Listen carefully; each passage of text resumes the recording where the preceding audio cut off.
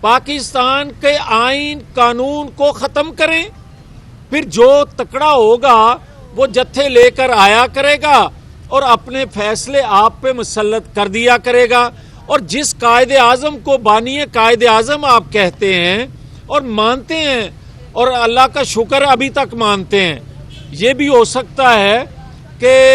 بہت سے دین کے حوالے سے میں بات نہیں کرتا، مگر کچھ شخصیات کے بارے میں اس طرح کی باتیں ہوتی ہیں، کل کو اس شخصیت کے بارے میں یہ کہہ دیا جائے قائد اعظم نے یہ نہیں سمجھایا سی کہ پاکستان بنا لیں،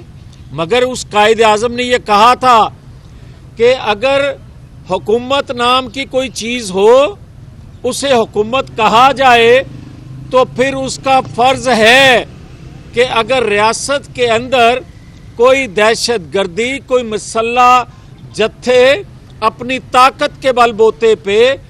اگر کوئی حکم منوانا چاہیں تو ریاست سختی سے کچل دے اس کو، تاکہ دوبارہ اس طرح کو کوئی حرکت نہ ہو سکے۔ مگر یہاں تو بھائی اس کو معصوم کہا جا رہا ہے، یہاں تو عالم یہ ہے کہ اس کو ایک بڑی جماعت کا سربراہ کہا جا رہا ہے۔ تو کیا جب ذوالفقار علی بھٹو کو پھانسی دی گئی تھی تو اس کی جماعت اس وقت کی بڑی جماعت نہیں تھی؟ اور کیا 2017 میں جب نواز شریف کو ہٹایا جا رہا تھا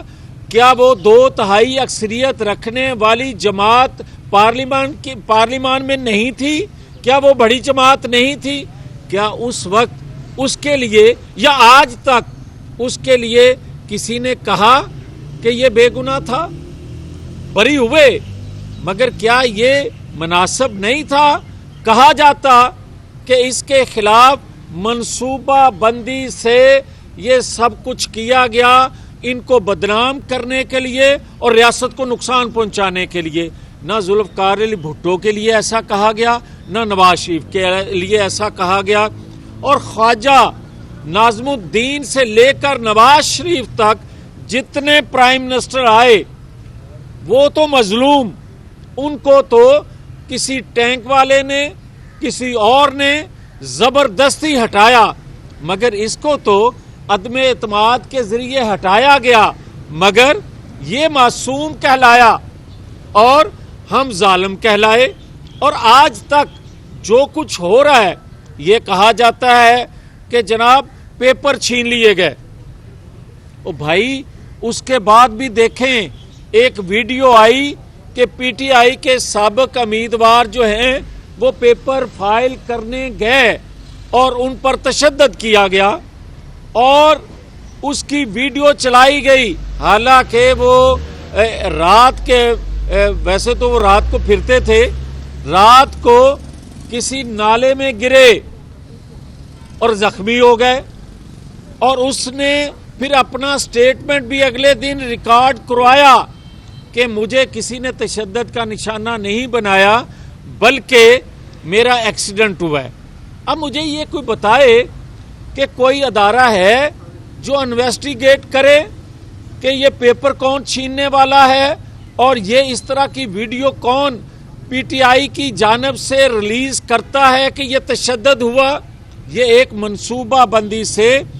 اس الیکشن کو بیفور الیکشن متنازع بنایا جا رہا ہے، اور ایک منصوبہ بندی سے بنایا جا رہا ہے اس لیے کہ مسلم لیگ کی مقبولیت، نواز شریف کی مقبولیت کو دیکھتے ہوئے اس کے نتائج کو متنازع بنانے کے لیے، اور ایک تاثر دیا جا رہا ہے کہ مسلم لیگ کو ریاستی مشینری کی حمایت حاصل ہے، جبکہ حقائق کچھ اور بتا رہے ہیں کہ وہ ظالم کو مظلوم شو کرنے کی کوشش کر رہے ہیں، اور یہ پیپر چھیننا اور یہ کسی کے دروازے کو نوک کرنا اور یہ کسی کو تشدد کا نشانہ بنانا جو بظاہر نظر نہیں آتا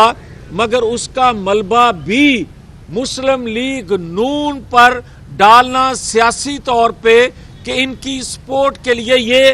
کردار کیا جا رہا ہے، یہ ایکٹ کیا جا رہا ہے۔ تو میں یہ کہنا چاہتا ہوں نہ ہمیں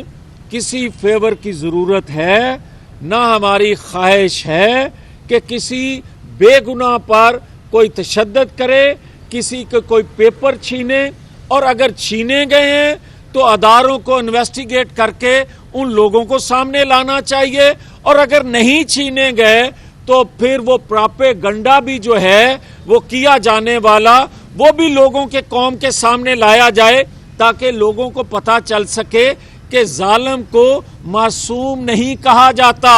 اور آج یہ بات بڑی واضح کرنا چاہتا ہوں کہ جو لوگ آج سے ہفتہ ڈیڑھ ہفتہ پہلے یہ بات کرتے تھے کہ ہمیں لیول پلینگ فیلڈ نہیں ہے, وہ ہفتہ ڈیڑھ ہفتہ سے خاموش کیوں ہیں؟ ان کی خاموشی بتاتی ہے کہ جو ان کی بلیک میلنگ کی, جو اداروں کو دباؤ میں لانے کی, جو وہ ضرورت کے تحت وہ گفتگو کرتے تھے, کیا وہ پوری ہو گئی ہے؟ اور میں یہ کہوں گا کہ وہ مت دعوت دیں ان اداروں کو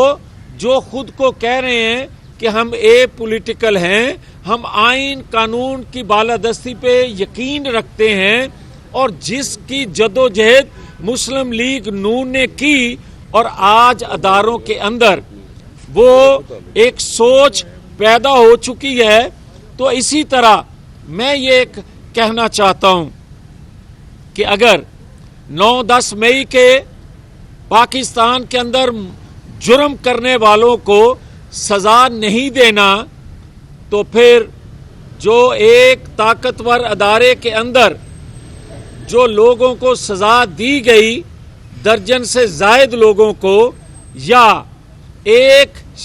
دوسرے ادارے کے اندر آڈیو جس کی آئی تھی وہ آڈیو بیس یا دیگر ایشوز پر جس کو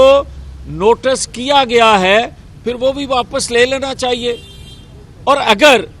کرنا